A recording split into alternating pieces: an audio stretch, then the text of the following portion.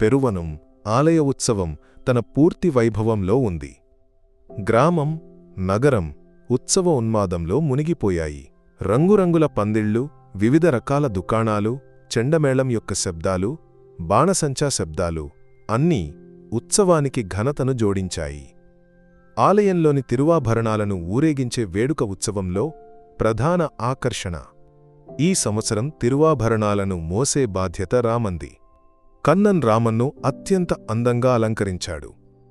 అతని కొమ్ములపై బంగారు నెట్టిపట్టం, శరీరంపై రంగురంగుల ఆభరణాలు, అందమైన అలంకారాలు.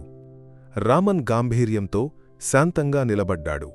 వేలాది భక్తులు రామన్ను ఒక్కసారి చూడటానికి, అతని ఆశీర్వాదం పొందటానికి గుండడిగూడారు. తిరువాభరణాలతో రామన్ యొక్క ఊరేగింపు ప్రారంభమైంది. చెండమేళం కళాకారులు తాకిడిలో కొట్టారు. పంచవాద్యం యొక్క మాయాజాలంలో భక్తులు లీనమయ్యారు. రామన్ నెమ్మదిగా, గాంభీర్యంతో ముందుకు సాగాడు. అతని ప్రతి అడుగులో ఆత్మవిశ్వాసం నిండి ఉంది. అకస్మాత్తుగా జనసమూహంలో ఒక నీడ రామన్ కళ్లలో పడింది. అతని శరీరం ఒక్క క్షణం వణికింది. కళ్లకు చీకటి కమ్మినట్లు అనిపించింది. చెండమేళం యొక్క తాకిడి అతని చెవుల్లో భయంకరమైన శబ్దంగా మారింది. అది వేలాయుధన్, రాఘవన్తో కలిసి తనను హింసించినవాడు. సంవత్సరాల తర్వాత అతని ముఖం రామన్ మనసులో మెరుపులా తళుక్కున మెరిసింది. రామన్ మనసులో పాత క్రూరత్వాల చిత్రాలు మెరిశాయి.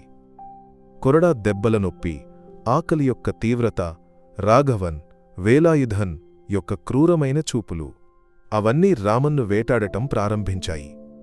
అతని గాంభీర్యం మాయమై, బదులుగా ఒక రకమైన భయం అతని కళ్లలో నిండింది. అతను అస్వస్థంగా తల ఊపడం, అరవడం ప్రారంభించాడు. సాధారణంగా శాంతమైన రామన్ యొక్క ఈ ప్రవర్తన కన్నన్ను ఆశ్చర్యపరిచింది. ఉత్సవ హడావిడిలో కన్నన్ మొదట అది పెద్దగా పట్టించుకోలేదు. బహుశా బాణసంచా శబ్దం రామన్ను అస్వస్థపరిచిందేమో అని అతను భావించాడు. కాని రామన్ యొక్క అస్వస్థత పెరిగిపోయింది. అతను నిరంతరం అరవడం, తన తొండాన్ని ఒక నిర్దిష్ట దిశలో చూపడం చేశాడు. అతని కళ్ళు భయంతో ఆ దిశవైపు చూశాయి. కన్నన్కు ఏదో ప్రమాదం సుగంధం వచ్చింది. రామన్ సాధారణంగా ఇలా ప్రవర్తించేవాడు కాదు. కన్నన్ రామన్ యొక్క సూచనలను అనుసరించి చూశాడు. జనసమూహంలో వేలాయుధన్ కొంతమందితో కలిసి దాక్కుని ఉన్నాడు. వారి భావాలలో ఏదో తప్పు ఉంది. వారు రహస్యంగా మాట్లాడుకుంటూ చుట్టూ జాగ్రత్తగా చూస్తున్నారు. వేలాయుధన్ ఒకప్పుడు పేదరికం కారణంగా రాఘవన్ సహాయకుడిగా మారినవాడు. ఇప్పుడు కొత్త దొంగతనం గ్యాంగులో భాగమయ్యాడు. ఆలయంలోని తిరువాభరణాలను దొంగిలించే పథకంతో వారు అక్కడికి వచ్చారు. రామన్ యొక్క అస్వస్థతను చూసినప్పుడు వేలాయుధన్ ముఖంలో భయం నీడలు వేసింది. రామన్ తనను గుర్తించాడని అతనికి అర్థమైంది. అతని కళ్లలోని భయం రామన్ జ్ఞాపకాలను మరింత తీవ్రతరం చేసింది. రామన్ బలంగా అరిచాడు. అతని శబ్దం ఉత్సవ మైదానంలో ఒక హెచ్చరికలా మారింది. తిరువాభరణాలను ఆలయ గోపురానికి తరలించే సమయమది. దొంగలు తమ పథకాన్ని అమలు చేయడానికి సిద్ధమవుతున్నారు. రామన్ యొక్క అస్వస్థత తీవ్రతరమైంది. అతను హింసాత్మకంగా మారకుండా తన భయం, సూచనల ద్వారా కన్నన్కు విషయాలను అర్థం చేయించటానికి ప్రయత్నించాడు. రామన్ తన భారీ శరీరంతో దొంగల మార్గాన్ని అడ్డుకున్నాడు. అతని భీమాకార శరీరం ఒక గోడగా మారినప్పుడు దొంగలు పారిపోలేకపోయారు. వారు భయపడ్డారు. కన్నన్ రామన్ యొక్క సూచనలను పూర్తిగా అర్థం చేసుకున్నాడు. అతను బిగ్గరగా అరిచాడు, దొంగలు తిరువాభరణాలను దొంగిలించడానికి వచ్చారు.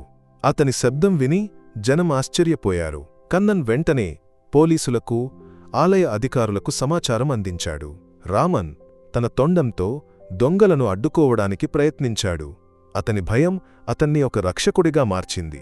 జనం దొంగలను చుట్టుముట్టారు. వేలాయుధన్, అతని గ్యాంగ్ పట్టుబడ్డారు.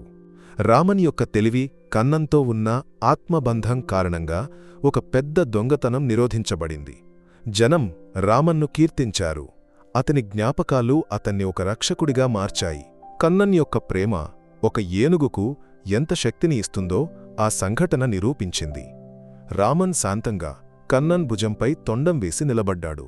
అతని కళ్లలో ఇప్పుడు భయం లేదు, బదులుగా ఒక రకమైన సంతృప్తి, ప్రేమ నిండి ఉన్నాయి. రామన్ జ్ఞాపకాలు అతన్ని వేటాడినప్పటికీ చివరికి ఆ జ్ఞాపకాలే అతన్ని ఒక వీరనాయకుడిగా మార్చాయి.